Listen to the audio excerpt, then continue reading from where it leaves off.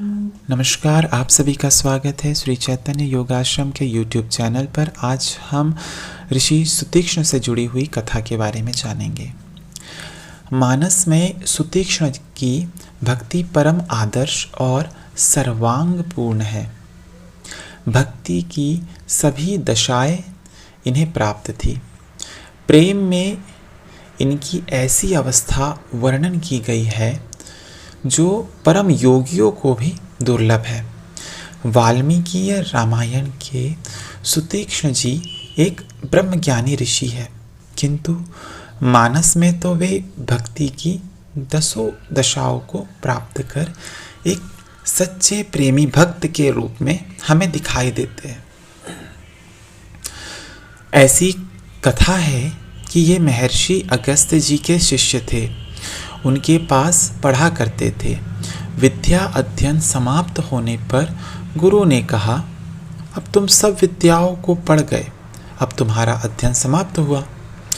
सुतीक्ष्ण जी ने कहा, गुरुदेव, विद्या समाप्ति के पश्चात गुरु के लिए कुछ गुरु दक्षिणा देनी चाहिए। आप आज्ञा करें, मैं आपको कौन सी गुरु दक्षिणा दूं जिसमें आपको अत्यंत प्रसन्नता हो, उसी के लिए आज्ञा दीजिए। गुरु ने कहा, तुमने मेरी बहुत सेवा की, सेवा से बढ़कर कोई भी गुरु दक्षिणा नहीं, अतः जाओ, मौज करो, सुखपूर्वक रहो।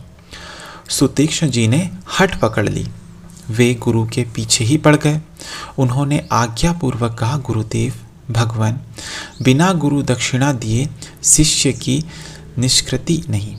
सेवा तो मेरा धर्म ही है। आप किसी अत्यंत प्यारी वस्तु के लिए आज्ञा अवश्य करें। अत्यंत आग्रह देखकर गुरुजी ने कहा, कुछ खींचते हुए कहा, अच्छा, देना ही चाहते हैं तो श्री भगवान सीताराम जी को लाकर हमें दर्शन करा दे। सुतीक्ष्ण जी गुरु के चरणों में प्रणाम करके चुपचाप चल दिए और जंगल में जाकर घोर तपस्या करने लगे।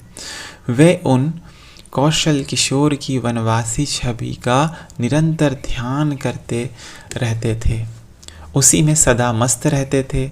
बहुत दिनों के पश्चात उन्होंने सुना कि कौशल्यानंदन वर्धन राजीव लोचन श्री राम जगत जननी सीता जी के सहित पधारे हैं और वे इधर इसी रास्ते से आ रहे हैं।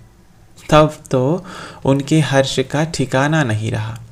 वे प्रभु की कृपालुता का बार बार स्मरण करने लगे। क्या वे दीनबंधु भक्तवत्सल मुझ जैसे दम्भी अभक्त पर भी कृपा करेंगे? क्या वे अशरण शरण मुझे भी अपनी शरण में लेंगे? यह सोचते सोचते सुतीक्ष्ण जी की विचित्र दशा हो गई। वे प्रेम के महाभावों के प्रकट होने से परमोत्मादि की भांति इधर उधर फिरने लगे। जब प्रेमी प्रेम के उद्रेक में अपने आप को भुला जाता है, तब प्रभु दूर रह ही नहीं सकते। वे एकदम पास आ जाते हैं। उन्हें प्रेमी की ऐसी दशा देखने में सदा आनंद आता है, अतः वह थोड़ी देर आड़ में खड़े होकर उसे देखते हैं। जब देखते हैं यह अत्यंत अधीर है, परम व्याकुल है, तब झट उसको उठाकर छाती से चिपटा लेते हैं।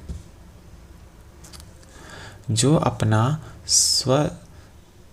सर्वस्व उन्हीं के समझते हैं, उन्हें अपनाना, हृदय से लगाना तो प्रभु का सनातन स्वभाव है। जब भगवान ने देखा कि अब नाचना गाना छोड़कर भक्त एकदम स्थिर होकर गंभीर हो गया है, तब प्रभु उसके समीप चले गए, किंतु वे तो बेहोश थे, ध्यानानंद में मस्त थे, भीतर में भगवान से हिल मिल रहे थे।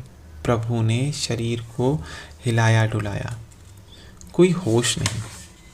तब उन्होंने उनके हृदय में परम इष्ट श्री धनुषधारी राम का रूप छिपाकर अपना चतुर्भुज रूप दिखाया। तब उन्हें इष्ट नहीं था, अतः उन्होंने झट आंखें खोल दी। देखा कि जिनका ध्यान वे कर रहे थे वही श्री सीता लक्ष्मण सहित दशरथ नंदन कमल दल लोचन श्री राम खड़े हैं। बस फिर क्या था, जिनकी आशा लगाए इतने दिन से रास्ता रोके बैठे थे वह वस्तु प्राप्त हो गई।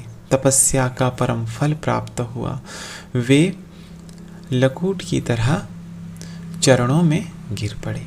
भगवान प्रसन्न हुए, उन्हें सब सिद्धियां प्रदान की, अविरल भक्ति दी और सदा इसी रूप में उनके हृदय मंदिर में विराज रहने का वरदान दिया। सब प्रकार भक्त ने उन्हें बांध लिया। तब पूछा, प्रभु किधर जाना होगा? भगवान बोले, हम महामुनि भगवान अगस्त के दर्शन को जा रहे हैं। मुनि जल्दी से बोल उठे, वहाँ तो मुझे भी चलना है। आप जा रहे हैं इसीलिए नहीं, वे मेरे गुरु हैं, बहुत दिन से गया नहीं, अब मुझे जाना ही चाहिए। यही तो उनके चरणों में जाने का अवसर है। भगवान हंसे और उन्हें साथ ले लिया। अगस्त्य मुनि के आश्रम में जाकर मर्यादा पुरुषोत्तम भगवान तो महर्षि की आज्ञा की प्रतीक्षा से खड़े रहे, किंतु सुतीक्ष्ण को तो आज्ञा लेनी नहीं थी। वे झट से जाकर बोले, गुरुदेव भगवान वे आ गए जिनकी आप प्रतीक्षा कर रहे थे। वह श्याम सरोज आदन मदन सुंदर अवध सरकार द्वार पर खड़े हैं। सुनते ही अगस्त्य जी दौड़ पड़े और प्रभु को ले आए।